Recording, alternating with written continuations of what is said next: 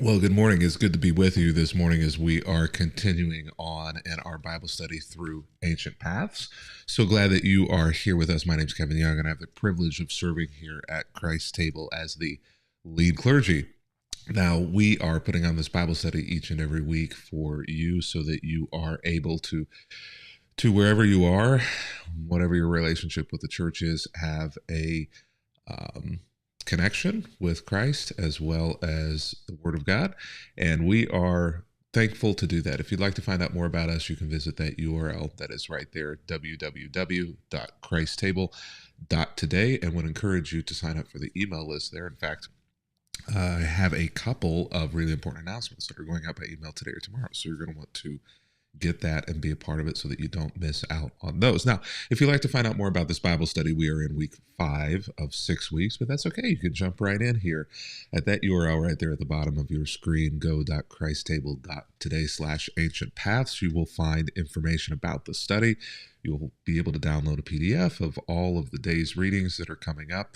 And if you want to go back into the previous ones, you can do that as well. Go back into the archive. But also, we have a PDF version of this printed book that we send for free to those who regularly donate to Christ's Table. We give it away for free as often as we can to people who still want to be a part but aren't able or haven't yet donated to Christ's Table. And you can get that as a download right there at that site. It has the day's reading in it, fully printed out there. It also has several discussion questions for you to go deeper into the text or to take it to your kitchen table with your family or with your friends as a part of your own study. And it also has some reflection and journal space there as well. So today we find ourselves moving to the next spiritual practice. We've gone through, let me see if I can remember, we've gone through Liturgy of the Hours prayer, we've gone through Saints, we've gone through Feasts and Fasts. Last week we looked at creeds, and so this week we are looking at pilgrimage as a spiritual practice, a very ancient and one of the earliest spiritual practices that have kind of waxed and waned during the history of the church. But the reality of it is pilgrimage is perhaps one of the most moving and I would say maybe most transformational spiritual practices. And for anybody who has taken a walk somewhere, who's taken a pilgrimage, you'll understand this. And maybe you've never taken a classic pilgrimage, but maybe you have intentionally traveled, taken a vacation to somewhere that was meaningful to you, and that ended up being a spiritual experience and a spiritually centering experience. So what is a pilgrimage? Well, a pilgrimage is simply just a journey to a destination that has physical significance as well as spiritual significance.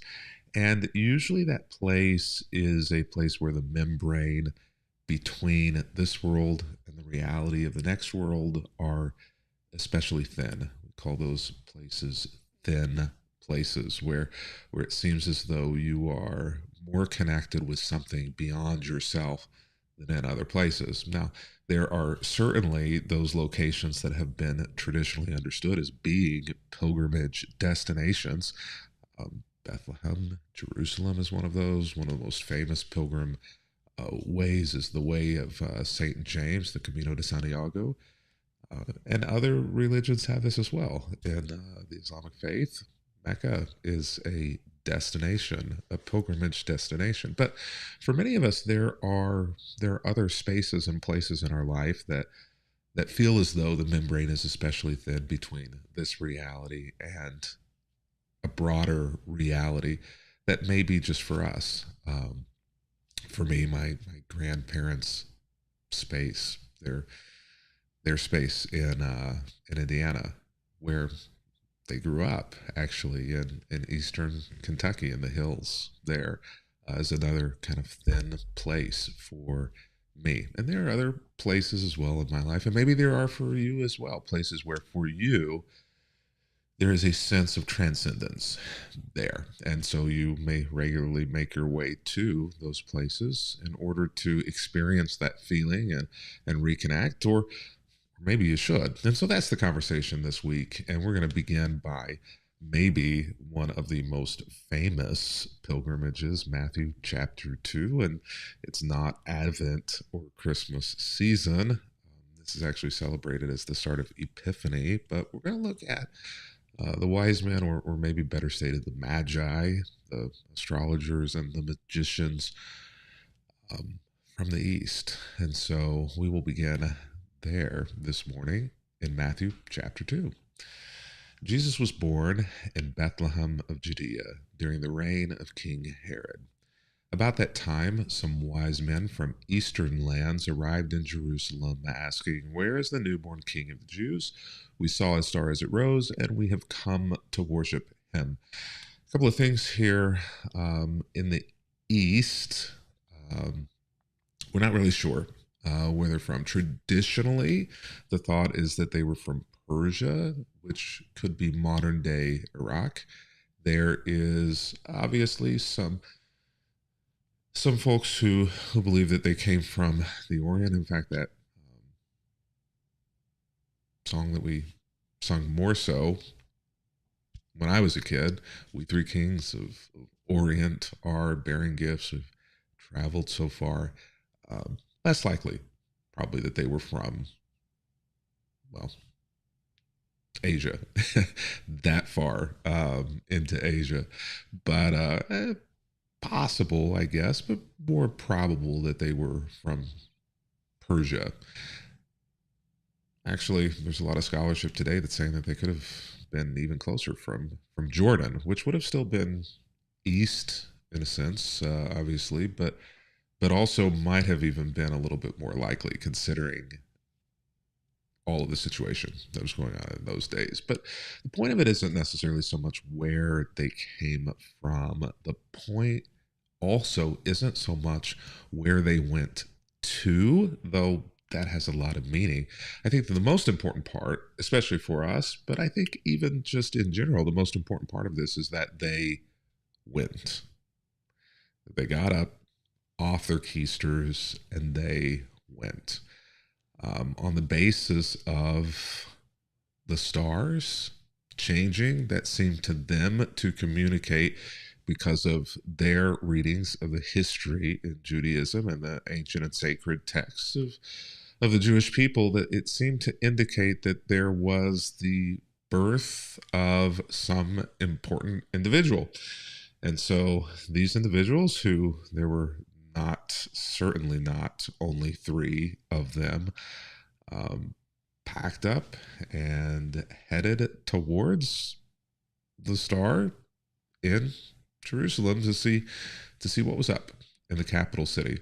So King Herod, the current ruler of that area at the time, was deeply disturbed when he heard this, as any king would be, that there could be a challenge to the throne, especially a rightful challenge to the throne that Herod held, but perhaps not rightfully, as far as the prophecies and the old ancient Jewish systems went, for who was able to be king and who was not.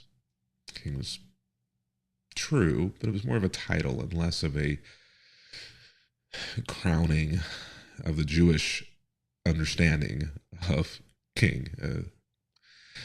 So everybody in Jerusalem was undone because Herod was undone, and nobody wanted Herod to be undone. So he calls together a meeting of the leading priests and the teachers of the religious law, and he asks, "Where is this Messiah supposed to be born?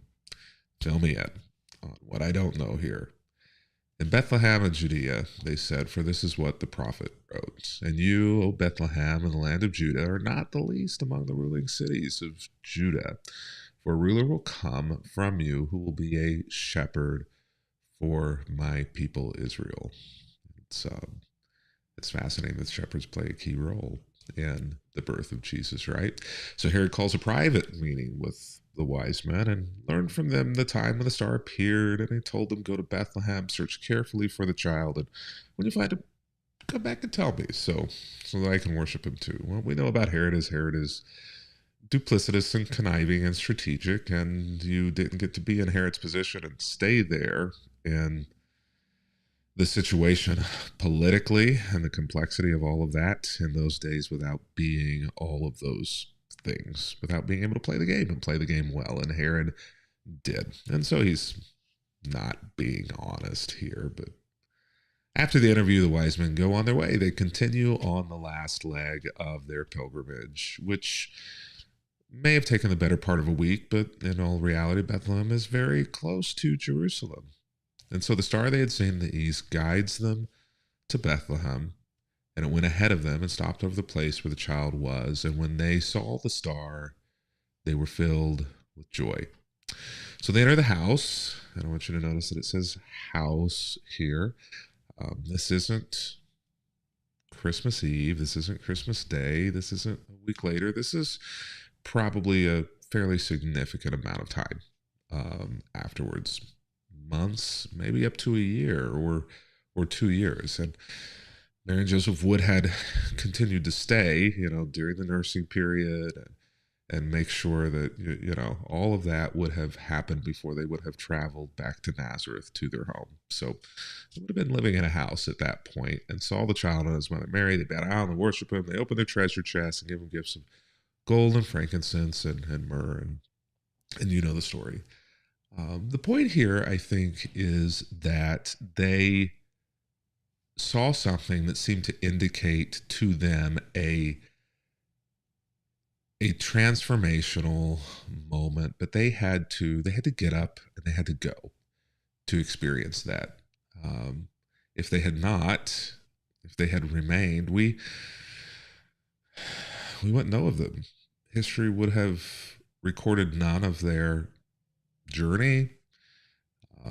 They would have gone after having passed into kind of the sea of forgetfulness of time. And so because they got up and went, they set in motion part of a story that still continues to be told today. They changed everything. I mean, the gifts that they brought Jesus, for instance, that they laid at his feet, that gold, that frankincense and myrrh, extremely, extremely, extremely valuable items. Those items would have funded Mary and Joseph for a while. It probably funded their journey into Egypt as they ran from the cleansing that Herod was about to do in his rage over being denied the ability to know more about it from the wise men as they returned. That money probably funded Jesus' life up until he began his ministry. He would have been, in a sense, a trust fund baby. It was a significant amount of money. None of that would have happened if they had not obeyed the call to take a walk. Do the hard thing, to set aside all of the things that had to be done in their day, all of their routines, all of their rhythms, all of the people who needed them.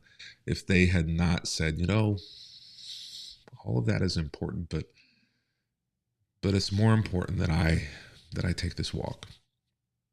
And that's what a pilgrimage is. A pilgrimage is the intentional setting down and setting aside of the regular routines and the regular rhythms of life in order to open the door to the possibility that something transformational may happen to you or to somebody else by simply making your way to thin space, making your way to somewhere else.